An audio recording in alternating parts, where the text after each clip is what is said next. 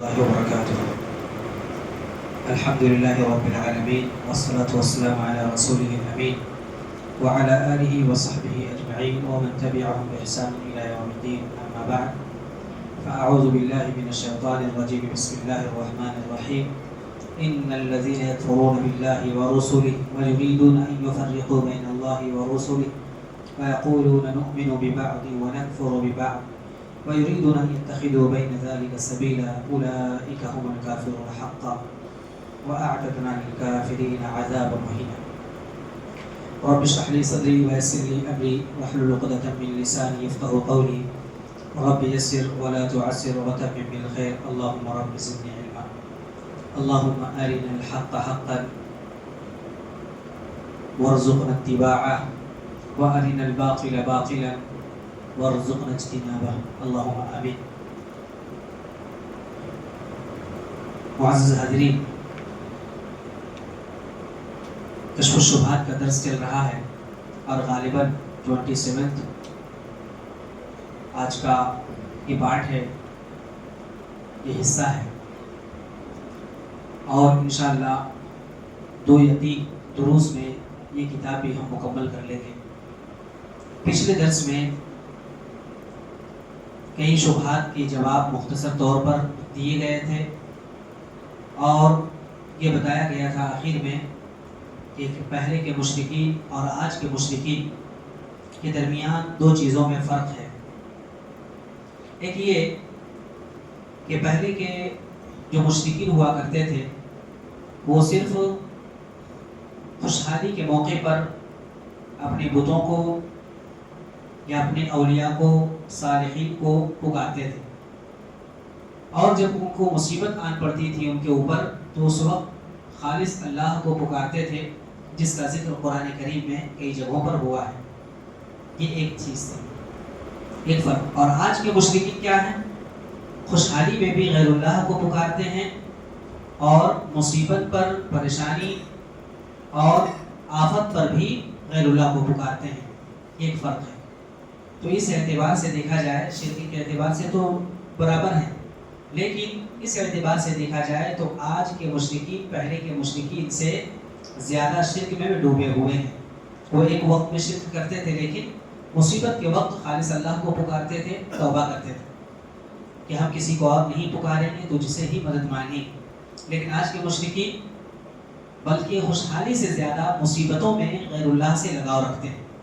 ایک فرق ہوا. دوسرا فرق یہ ہے کہ پہلے کے جو مشرکین تھے وہ یا تو انبیاء سے، یا تو نیک لوگوں سے، یا فرشتوں سے، یا اسی طرح سے جو غیر اللہ ہے، یعنی ایسی مخلوقات جو بے ضرر ہیں جیسے پتھر، درخت اور وغیرہ سے لگاؤ رکھتے تھے، تعلق رکھتے تھے، اور خوشحالی میں ان کو پکارتے تھے اور ان کے لیے سجدہ کرتے تھے. آج کے مشرکین، اس میں فرق یہ ہے کہ آج کے مشرکین نبیوں سے تو تعلق رکھتے ہی ہیں، اولیاء سے رکھتے ہی ہیں، پتھر، درخت وغیرہ سے بھی رکھتے ہیں، ساتھ ہی ساتھ ایسے بدکردار، فاجر، فاسق اور گنہگار لوگوں سے بھی ان کا تعلق ہوتا ہے جن کا شریعت سے کوئی تعلق نہیں ہے، بلکہ ایسے لوگ جنہوں نے زندگی میں نہ کبھی نماز پڑھی، نہ قرآن کی تلاوت کی، نہ کبھی اللہ کے لیے کبھی کوئی سجدہ کیا، یعنی بالکل گنہگار، شراب پینے والے، یا زندگی بھر جنہوں نے جھوٹ بولا، جنہوں نے دھوکہ دیا،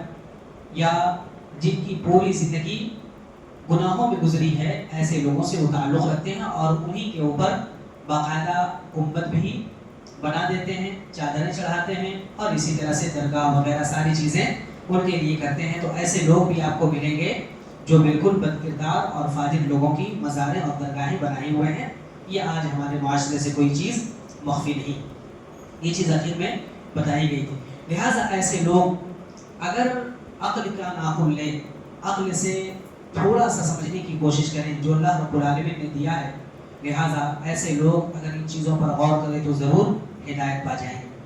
اس کے بعد کئی شبہات بیان کیے گئے. ان میں سے ایک شبہ آگے بیان کیا جا رہا وہ یہ کہ جب ان کو کہا جاتا ہے کہ آپ شرک کر رہے ہو، یہ شرک، آپ کا یہ عمل شرکی عمل ہے، لہٰذا وہ کیا جواب دیتے ہیں کہ جو آیت کریمہ نازل ہوئی یا قرآن کریم نازل ہوئی وہ ایسے لوگوں کے سلسلے میں ہے جو لا الہ الا اللہ نہیں پڑھتے تھے، یا رسول اللہ صلی اللہ علیہ وسلم کی تکذیب کرتے تھے، ان کو رسول اور نبی نہیں مانتے تھے، یا قیامت کا انکار کرتے تھے، یا قرآن کو جادو قرار دیتے تھے، جبکہ ہم لوگ لا الہ الا اللہ کی گواہی بھی دیتے ہیں، رسول اللہ صلی اللہ علیہ وسلم کو ہم نبی اور رسول بھی مانتے ہیں، قرآن کو بھی مانتے ہیں، اس کی تصدیق کرتے ہیں، قیامت کے دن کے اوپر ایمان بھی لاتے ہیں، باقاعدہ ہم نماز بھی پڑھتے ہیں، روزے بھی رکھتے ہیں، زکوٰۃ بھی ادا کرتے ہیں، تو پھر آپ ان کی طرح ہمیں کیوں قرار دے رہے ہیں؟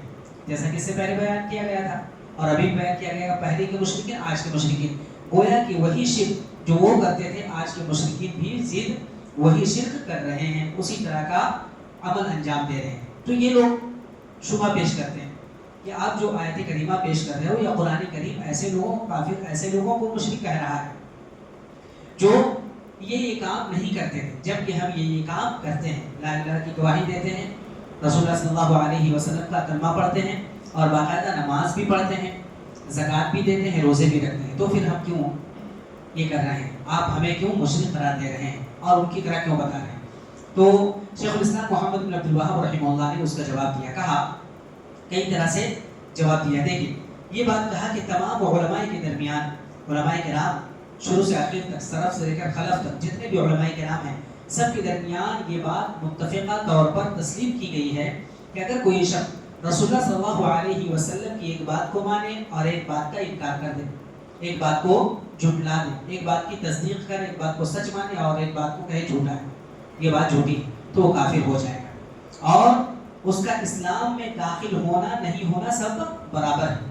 اسی طرح سے اگر کوئی شخص قرآن کے بعض حصوں کو مانے، بعض سورتوں کو مانے، بعض پاروں کو مانے، بعض آیتوں کو مانے اور کچھ کا انکار کر دے تو ایسا شخص بھی کافر ہو جائے گا۔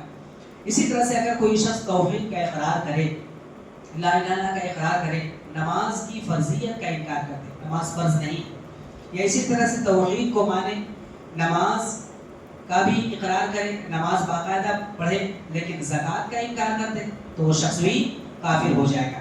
اسی طرح سے یہ ساری چیزیں تسلیم کرے، وہ نماز بھی پڑھے، زکوٰۃ بھی دے لیکن روزے نہ رکھے یا روزے کا انکار کر دے تو وہ شخص کافر ہو جائے گا۔ کوئی شخص نہیں لا الہ الا اللہ کی گواہی بھی دیتا ہے، نماز بھی پڑھتا ہے، زکوٰۃ بھی دیتا ہے، روزے بھی رکھتا ہے، لیکن کیا کرتا ہے؟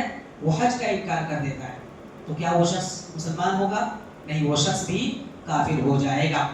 اور یہ سارے جو ابھی بتائے گئے جوابات، ان سارے احکامات کا نبی کریم صلی اللہ علیہ وسلم اور صحابہ کرام رضوان اللہ علیہ مجمعین کی زندگی میں، ان کے دور میں تمام چیزوں پر عمل ہوا ہے۔ یعنی کسی نے زکوٰۃ کا انکار کر دیا ان کو کافر قرار دیا گیا، کسی نے حج کا انکار کر دیا ان کو کافر قرار دیا گیا، اور یہ تمام علماء کے درمیان متفقہ فیصلہ ہے۔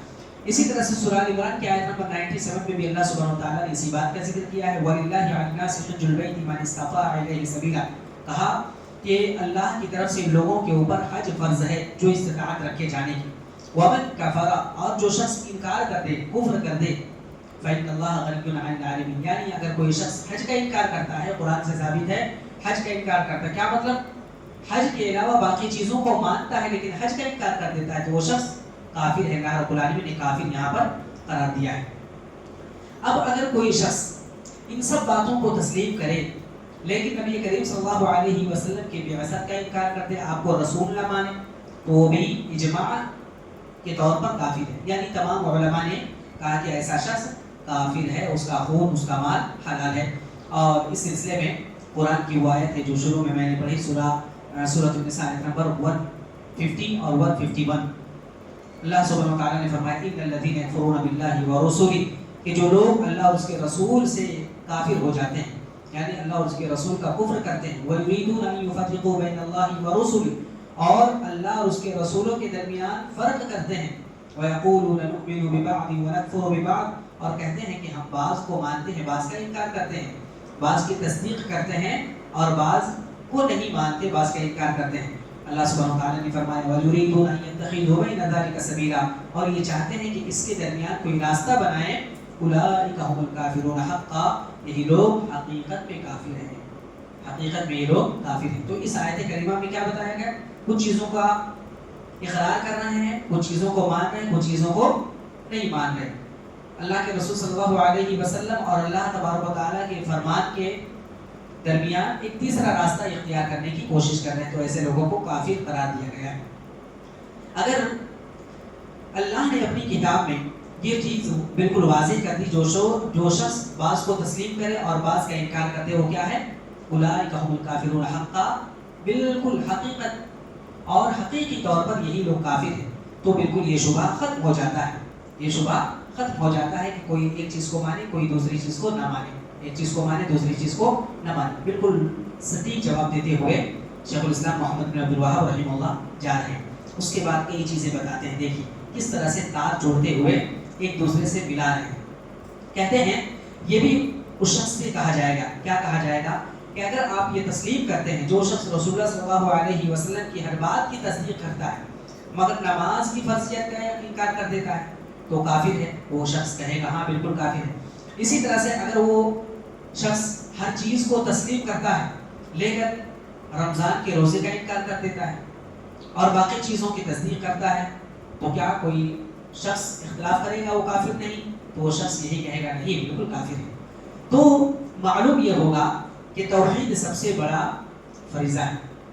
توحید کیا ہے؟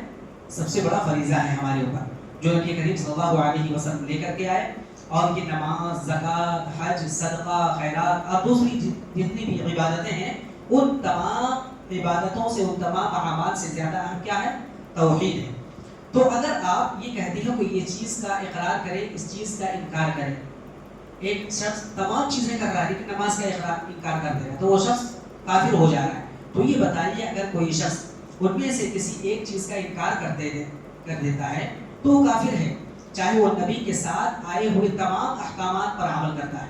تو اگر یہ دیکھیے تمام چیزوں پر عمل کر رہا ہے لیکن صرف ایک چیز پر عمل نہیں کر رہا ہے، یہ ایک چیز کا انکار کر رہا ہے، صرف ایک چیز کا، مثال کے طور پر کوئی کہہ دے اگر کہ شراب حرام نہیں، تو وہ شخص کافر ہو جائے گا، وہ شخص کافر ہو جائے گا، چھوٹی سی چیز ہے نا۔ تو اب بتائیے توحید تو تمام اعمال سے زیادہ بڑا اور اہم ہے، تو اگر کوئی توحید کا انکار کرتا ہے اور تمام رسولوں کا اقرار کرتا ہے، تمام رسولوں کی لائی ہوئی باتوں کا اقرار کرتا ہے، تو وہ شخص کافر ہوگا یا نہیں ہوگا؟ تو وہ شخص وہاں پر حقا پکا رہے گا، نہیں بالکل کافر ہو جائے گا، کیونکہ یہی توحید ہے جو تمام رسولوں کا دین ہے، تمام رسولوں کا لایا ہوا یہ دین ہے، اور اسی توحید کی خاطر ہم لوگوں کو پیدا کیا گیا۔ تو پھر وہ شخص کافر کیوں نہیں ہوگا؟ وہ شخص یقیناً کافر ہو جائے گا۔ اسی طرح سے اس سے یہ کہا جائے، دیکھو رسول اللہ صلی اللہ علیہ وسلم کے صحابہ تھے، اس کے بعد کئی واقعات ذکر کیے کہ انہوں نے بنو حنیفہ سے لڑائی کی، بنو حنیفہ سے انہوں نے جہاد کیا، کیوں کیا؟ حالانکہ وہ رسول اللہ صلی اللہ علیہ وسلم کے ساتھ اسلام لانے والے تھے، وہ گواہی دیتے لا الہ الا اللہ محمد رسول اللہ کہ اللہ کے علاوہ کوئی معبود برحق نہیں، محمد صلی اللہ علیہ وسلم اللہ کے رسول ہیں، باقاعدہ اذان دیتے تھے، نماز پڑھتے تھے، اس کے باوجود انہوں نے لڑائی کی۔ اگر کوئی کہے، اس سے پوچھا جائے کہ کیوں لڑائی کی، تو وہ کہے گا نہیں، وہ شخص کہے گا نہیں، بات یہ ہے کہ بنو حنیفہ کے لوگ مسلمہ کذاب کو نبی مان رہے تھے، مسلمہ کذاب کو نبی مانتے تھے۔ تو پھر اس کو جواب یہ دیا جائے، یہی تو ہمارے یہاں بھی مطلوب ہے، یہی تو ہم بھی کہتے ہیں کہ ایک شخص کو نبی کے مقام تک پہنچا دیتا ہے کوئی اگر، تو شخص کافر ہو جاتا ہے۔ ان لوگوں نے کیا کیا تھا؟ تمام احکام پر عمل کرتے تھے لیکن صرف اور صرف مسلمہ کذاب کو کیا کہتے تھے؟ یہ بھی نبی ہے، یہ بھی نبی ہے۔ تو ان لوگوں نے جو نبی نہیں ہے نبی کے مقام تک پہنچا دیا، جس کی وجہ سے کافر ہو گئے وہ لوگ، اور تمام لوگ مانتے ہیں۔ تو اب دیکھیے کہ اگر کوئی شخص کسی عبد القادر جیلانی کو یا اسی طرح سے کسی شیخ کو، حضرت علی رضی اللہ عنہ کو، حضرت حسن رضی اللہ عنہ کو، حضرت حسین رضی اللہ عنہ کو، اور جتنے بھی ولی ہوں، صالحین ہوں، نیک ہو، کسی کو بھی اگر نبی نہیں بلکہ نبی سے اوپر اللہ کے مقام تک پہنچا دے، تو کیا وہ کافر نہیں ہوگا؟ تو ایسے سمجھانا ہے کسی شبہ والے شخص کو کہ جب وہ آسمانوں اور زمینوں کے رب کی برابر وہ لے آتا ہے تو کیسے وہ کافر نہیں ہوگا، کیسے وہ کافر نہیں ہوگا۔ اسی طرح سے اور یہ بات کہی جائے، کہا جائے دیکھو حضرت علی بن طالب رضی اللہ عنہ نے کچھ لوگوں کو جلایا تھا، آگ میں، آگ کے حوالے کر دیا تھا، جلا دیا تھا، جبکہ وہ سب کے سب اسلام کے دعوے دار تھے، اسلام لانے کا دعویٰ کرتے تھے، وہ سب حضرت علی رضی اللہ عنہ کے ساتھی تھے، سب کے سب حضرت علی رضی اللہ عنہ کو کے ساتھی تھے۔ اور یہی نہیں بلکہ انہوں نے صحابہ کی زندگی کو پایا تھا، صحابہ کرام کے ساتھ زندگی گزارتے تھے، صحابہ کرام سے نبی کریم صلی اللہ علیہ وسلم کا علم حاصل کیا تھا انہوں نے، لیکن بات کیا تھی، کیوں جلایا تھا؟ تو یہی کہا جائے گا کہ انہوں نے حضرت علی کو رب مانا تھا، کہا تھا کہ آپ ہمیں آگ سے بچانے والے ہیں، یا آپ ہمیں آگ میں ڈالنے والے ہیں، یا آپ اللہ ہیں، رب مان لیا تھا، ٹھیک ہے۔ تو جب ایک نبی کو، ایک صحابی کو، حضرت علی کو اللہ کے مقام تک یا رب کے مقام تک پہنچانے کی وجہ سے کافر ہو گیا اگر کوئی شخص، تو آج کے لوگ جو ولیوں کو، صالحین کو، قبر والوں کو، یہاں تک کہ گناہگاروں کو رب کے مقام تک پہنچا دیتے ہیں، تو کیا ایسے لوگ کافر نہیں ہوں گے؟ یقیناً یہ لوگ کافر ہو جائیں گے۔ اسی طرح سے یہ بھی کہا جائے کہ بہت ساری چیزیں اس میں مثالیں دی ہیں، بس ایک دو مثالیں کافی ہیں جو ابھی بیان کی گئی۔ اسی طرح سے اور آگے ذکر کیا ہے شیخ الاسلام محمد بن عبد الوہاب رحمہ اللہ نے کہ دیکھیں جن کے بارے میں اللہ تبارک و تعالیٰ نے یہ چیز واضح طور پر بتا دی ہے، اسی طرح سے جو لوگ نبی کے ساتھ ایمان لائے یا صحابہ کرام کے ساتھ رہے، انہوں نے سب کام کیے، اس کے باوجود وہ کافر ہو گئے، اس کے باوجود وہ کافر ہو گئے، کافر قرار دیے گئے، مشرک قرار دیے گئے۔ تو جب آج کے مشرکین اگر یہ سب کریں تو کیا وہ کافر نہیں ہوں گے؟ یقیناً ایسے لوگ کافر ہو جائیں گے۔ اس کے بعد شیخ الاسلام محمد بن عبد الوہاب رحمہ اللہ نے مزید کہا کہ ان لوگوں کے اس عظیم شبہے کا جواب دیا ہے۔ اب یہ جوابات ختم ہو گئے، اب ایک نیا شبہ شروع ہو رہا ہے، وہ شبہ بیان کر دیتا ہوں، اس کے بعد انشاءاللہ جواب اور مکمل طور پر اس کے جوابات اگلے درس میں۔ بتایا کہ دیکھیے ایک خطرناک شبہ ہے، کیا شبہ ہے؟ کہ جو لا الہ الا اللہ کی گواہی دے اور محمد رسول اللہ صلی اللہ علیہ وسلم کو رسول مانے، نماز پڑھے، روزے رکھے، حج کرے اور دیگر اعمال کرے، وہ کافر نہیں ہو سکتا، وہ کافر نہیں ہو سکتا، چاہے وہ ارتداد کی جتنی بھی اقسام کا مرتکب ہو جائے۔ لیکن جن کے بارے میں قرآن نازل ہوا، یعنی پہلے کے مشرکین، وہ ایسے نہیں تھے، کیونکہ لا الہ الا اللہ کے یہ شبہ ہے، دیکھیے ٹھیک ہے، جو ابھی بیان کیا گیا مختصر طور پر آپ کو جواب دے دیا گیا ہے۔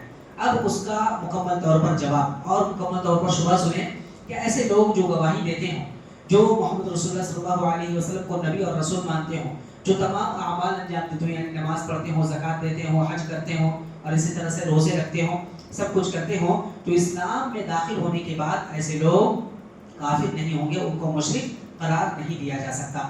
اب اس شبہات کا جواب، ٹھیک ہے، ان اعتراضات کا جواب اور ان شبہے کا جواب شیخ الاسلام محمد عبد الوہاب رحمہ اللہ نے کئی پہلوؤں سے دیا ہے، 7 طریقوں سے اس کا جواب دیا ہے۔ انشاءاللہ العزیز وہ 7 طریقے اگلے درس میں بیان کیے جائیں گے کہ 7 طریقے سے ہم کیسے جواب دے سکتے ہیں کہ ایسے لوگ جو کہتے ہیں کہ ہم کافر نہیں ہیں یا ہمیں مشرک تم نہیں کہہ سکتے، کیونکہ ہمارے درمیان اور ان کے درمیان بہت فرق ہے، ہم یہ کام کرتے ہیں جن کی وجہ سے ہم کبھی بھی اسلام سے خارج نہیں ہوں گے، یا ہمیں تم مشرک قرار نہیں دے سکتے۔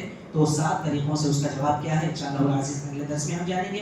اللہ تبارک و تعالیٰ سے دعا ہے رب کریم ہم تمام لوگوں کو توحید اور شرک کے درمیان فرق، بدعت اور سنت کے درمیان فرق سمجھتے ہوئے اپنی زندگی کو اور اپنے معاشرے کو شرک اور بدعات کے تمام اقسام سے بچانے کی اور خود ہمیں بچنے کی توفیق عطا فرمائے، آمین یا رب العالمین۔ سبحانک اللہم و بحمدک، اشہد ان لا الہ الا انت، استغفرک و اتوب الیک، وصلی اللہ علی النبی الکریم۔ السلام علیکم و رحمۃ اللہ وبرکاتہ۔